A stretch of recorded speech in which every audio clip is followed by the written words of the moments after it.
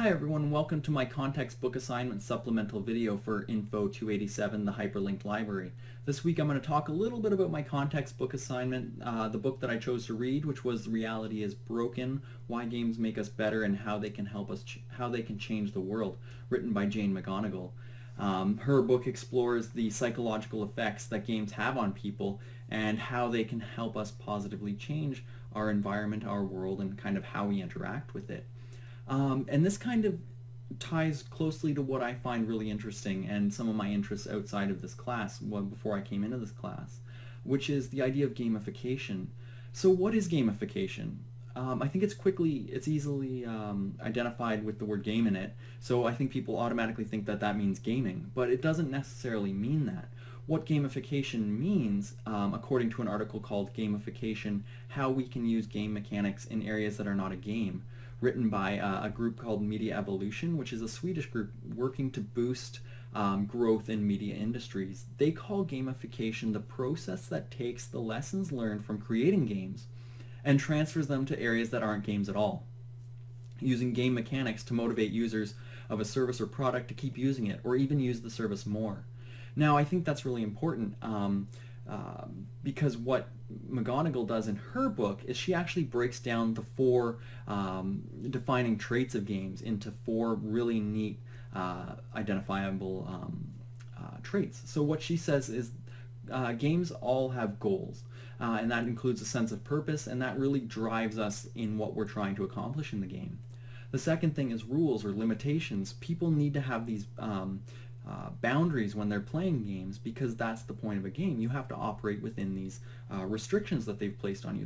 That's what gives you a sense of purpose. They really limit you in what you can do, but that's what makes it a lot of fun.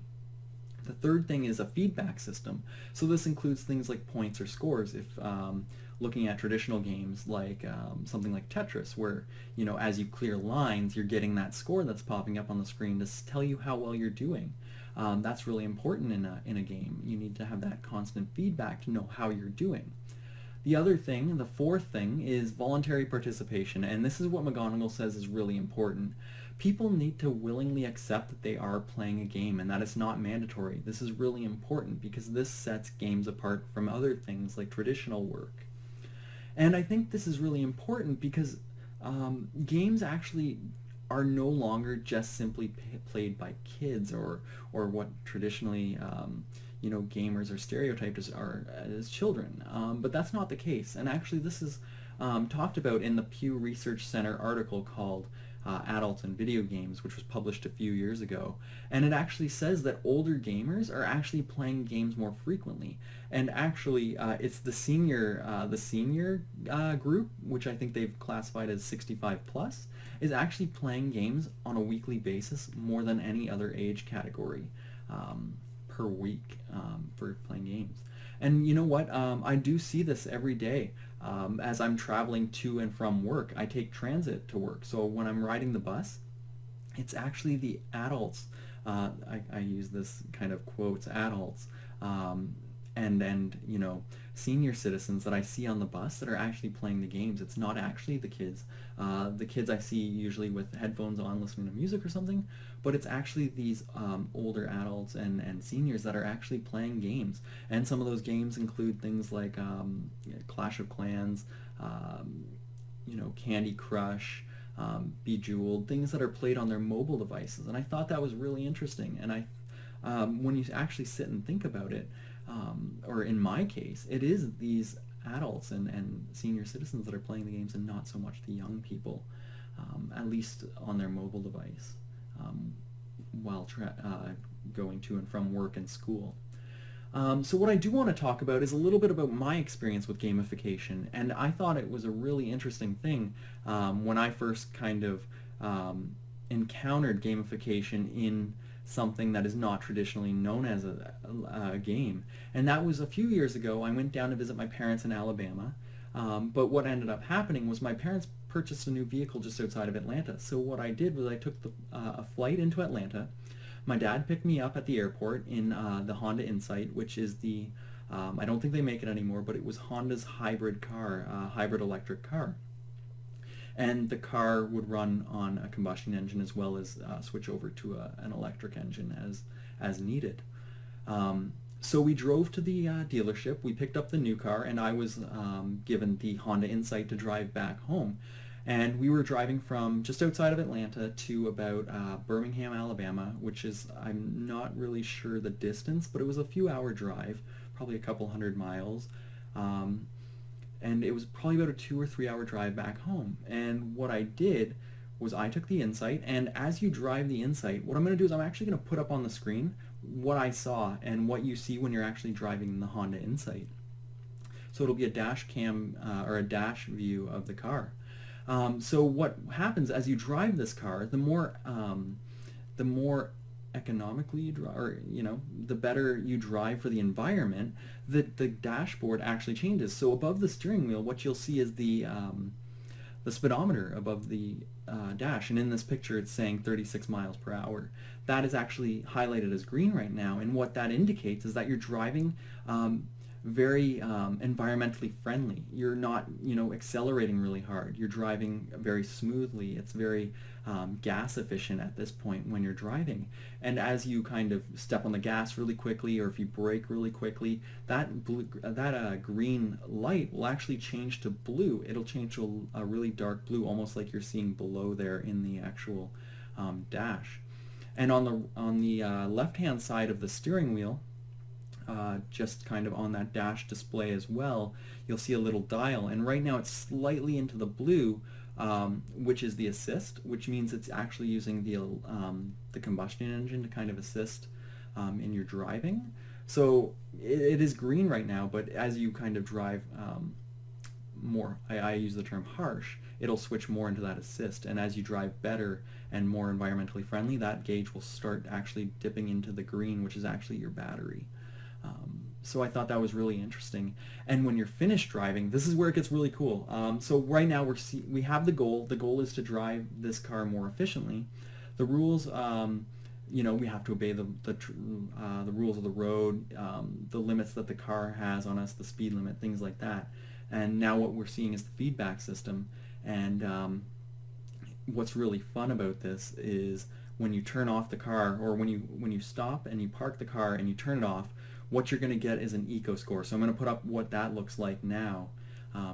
As you'll see, you get an eco score based on how environmentally friendly you've driven this vehicle on this particular trip.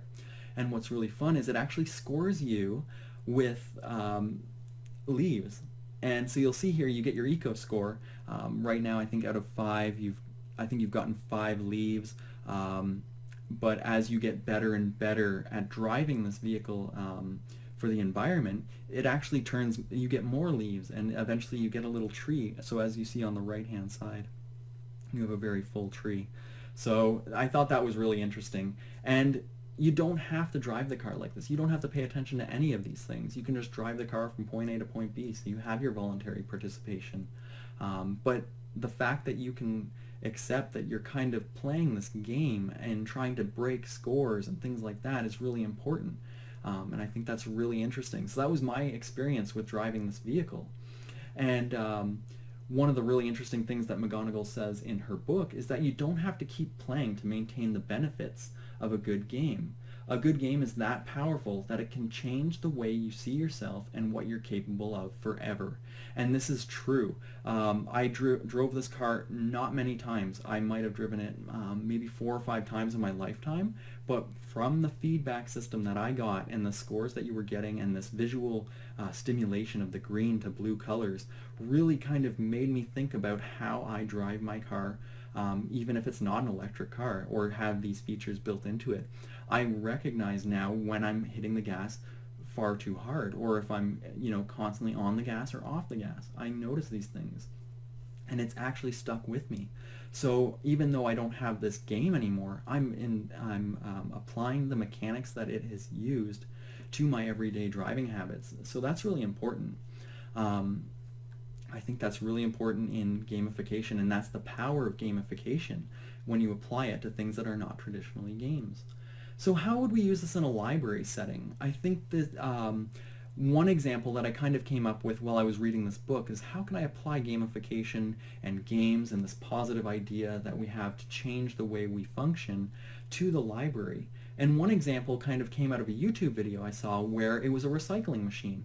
And what the recycling machine does is as you put bottles into it, you're playing a game. And what I think from the video is as the lights light up, it's almost like whack-a-mole where you have your bottles, your recycling bottles, and as a light lights up, you try to put the next can in, and it speeds up. And as you try to, and as you put the bottles in and kind of string together these combinations, you get a higher score.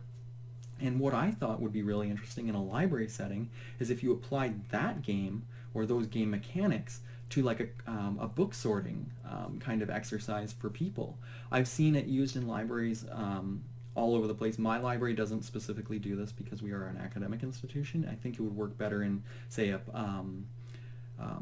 public library where you have a wide variety of things like juvenile fiction, adult fiction, nonfiction, juvenile nonfiction, things like that, where as we implement more and more things like RFID tag technology, you could have it so that as you put books in the appropriate book slot, you get a higher and higher score. So every time you do something, you put the book in the wrong spot, your score doesn't increase or you get negative score for that. So it really encourages the user to sort these books appropriately. And at the end of the game, they get shown a score, and you could implement something like you would get, maybe a percentage off, like some libraries charge for video rentals, things like that, a small fee for video rentals. You could kind of maybe apply a credit to your account or something like that, or use it to bring down fines or something like that. Something like that would be really, really fun to use. But that's just one example. And people don't have to do that. They can just put the books back in the drawer, and they don't have to take part in this game. But I think that it would kind of encourage people to sort books appropriately. And this is also good for the library staff as well, because once the books come in, there's a little bit less sorting that they have to do on their end, and that actually works out to probably a lot of money saved for the institution, because you're not paying someone to sort those books anymore. So that's just kind of what I thought as I read the book. I thought it was really interesting that she never actually used the term gamification, but as we move forward in libraries, the ideas that McGonagall talks about in her book could be applied to gamifying different spaces within the library and different services. And I think that'll be really important as we move forward to really engage with our users, especially when we're trying to encourage a kind of a participation, and being able to connect with them on that level will be really important moving forward. So I hope everyone really enjoyed this presentation. If you have any examples of gamification that you've encountered, or that you thought was really good, or maybe didn't work so well, or just your examples and kind of experience with gamification, I'd really be interested to hear about it. So please feel free to comment either on the video or in the blog post below, just your comments and feelings toward gamification if you've ever encountered it, things like that. So thank you all for taking your time to kind of watch this video. I realize it's it's probably a little bit of a longer video, but I'd like to thank everyone and have a great week, and I look forward to reading everyone else's blog posts as well. Thank you.